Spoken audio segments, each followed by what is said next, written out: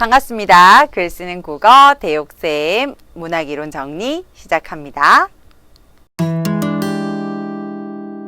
오늘 우리가 공부할 개념은 소설인데요. 소설에 대해서 말하기 전에 먼저 기본 개념 잡고 가겠습니다.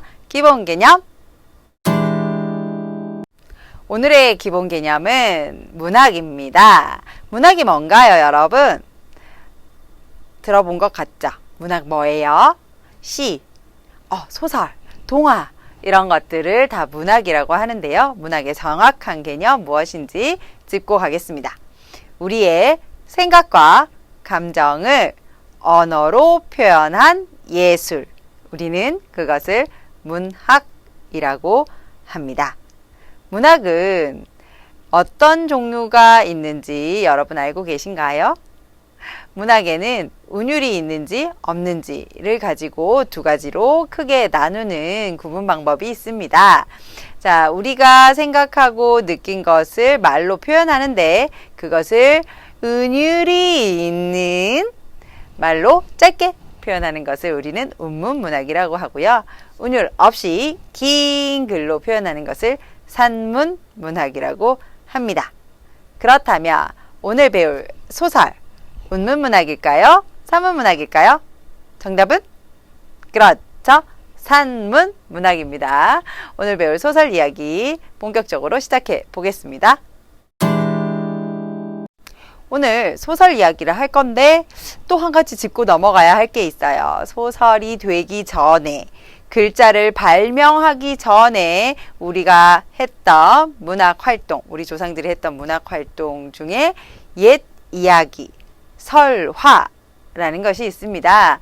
설화란 쉽게 말하면 옛 이야기인데요. 입에서 입으로 전해져 내려오는 옛날 이야기들을 모두 설화라고 합니다. 이 설화에는 또 세 가지 종류가 있어요. 첫째는 신화입니다. 신화란 건국이라든지 천지가 창조됐다든지 하는 아주 큰 자연물에 대한 이야기거나 아니면 신적인 존재에 대한 이야기, 이것을 신화라고 합니다. 두 번째 설화의 종류에는 전설이 있습니다.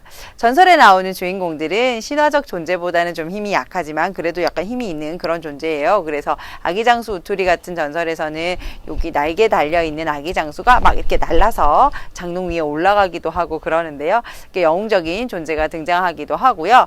또 전설은 어떤 특정 증거물이 생기게 된 유래들을 이야기하는 경우가 많습니다. 그래서 이 호수에는 이런 전설이 있어. 이 꽃은 누군가를 기다리던 그 소녀가 이렇게 꽃으로 변한 거야 하는 것과 같이 증거물을 가지고 있는 이야기들, 그리고 영웅이 등장하는 이야기들을 우리는 전설이라고 합니다.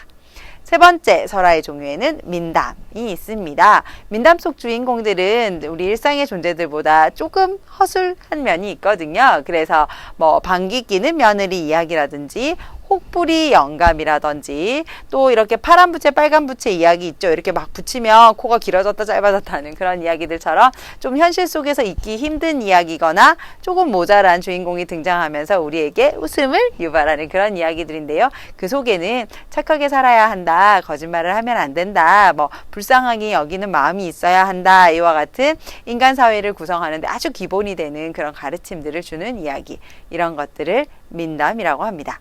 그래서 설화는 옛 이야기이고 그 옛 이야기에는 전설, 신화, 민담 같은 것들이 있다는 거 먼저 기억해 주시기 바랍니다. 신화, 전설, 민담으로 나누어지는 이 설화는 어떤 특징이 있냐면요. 입에서 입으로 전해져 내려오는 구전문학이라는 특징을 가지고 있고요. 그리고 얼굴을 대면한 사이에서 전달이 되었다라는 특징을 가지고 있고요. 그리고 이야기를 전하는 사람들이 조금씩 살을 보태게 되죠. 그래서 적층문학이라는 특징을 가집니다. 또 하나, 다른 사람한테 전달해야 되니까 기억을 해야 하잖아요. 그래서 그 내용에 이렇게 일정한 구조가 있게 됩니다. 이런 일이 벌어지면 그 다음엔 이렇게 된다 하는 형태의 좀 누구나 뻔하게 알만한 그런 구조가 좀 있다라는 거 특징으로 가지고 있고요. 마지막으로 민중들의 삶의 모습이 녹아 있다라는 특징을 가지고 있습니다. 그런데 오늘은 소설 시간인데 왜 이렇게 설화 얘기를 오랫동안 하는 걸까요? 그 이유는 바로 설화가 소설과 다 있기 때문입니다. 설화는 쭉 설화 만들어지다가 글자가 생기면 설화가 글로 적히면서 설화문학이라는 형태를 이루게 되고요. 또 입으로 전해지던 것이 판소리로 불려지다가 기록이 되면서 판소리계 소설이라는 형태로 자리 잡게 됩니다. 그래서 설화는 말하자면 이렇게 쭉 흘러가서 소설의 물길과 다 있는 장르이기 때문에 설화 얘기 길게 설명드렸습니다. 이제 진짜 본격적으로 소설 알아보도록 하겠습니다. 여러분, 소설은 뭔가요?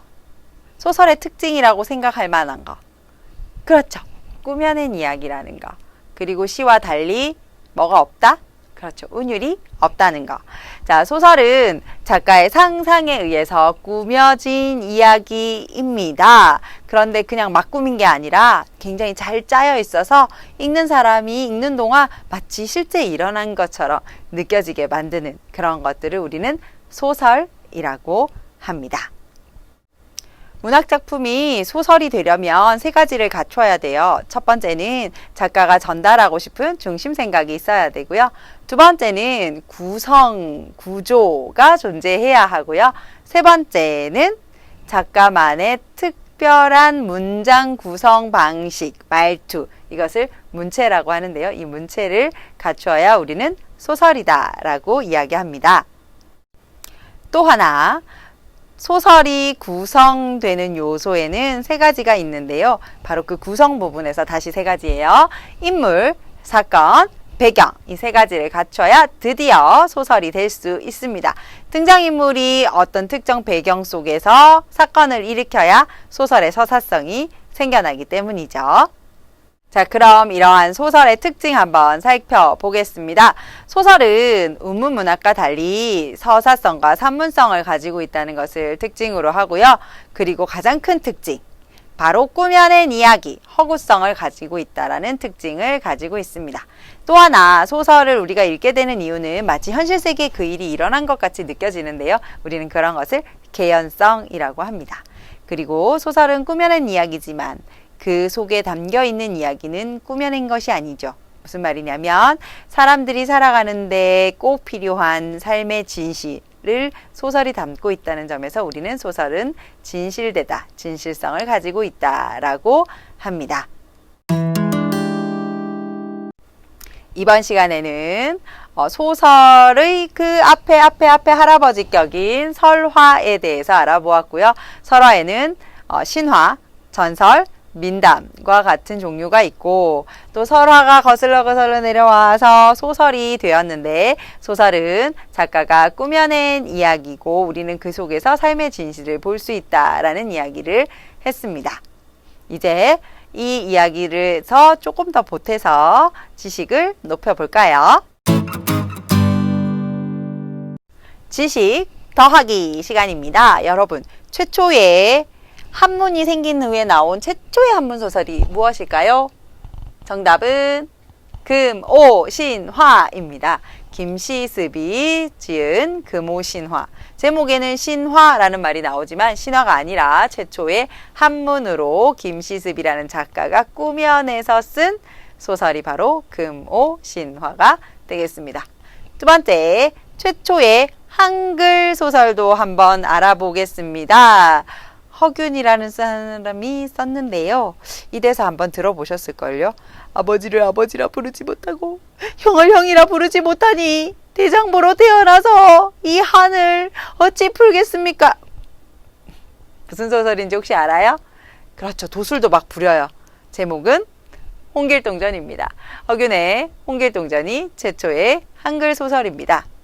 자, 이런 소설들을 가리켜서 고전 소설이라고 하는데요. 1894년 갑오개혁 이전에 나온 소설들을 모두 묶어서 고전 소설이라고 부른다는 사실도 기억해 주시기 바랍니다. 오늘 소설의 개념 공부해 보았습니다.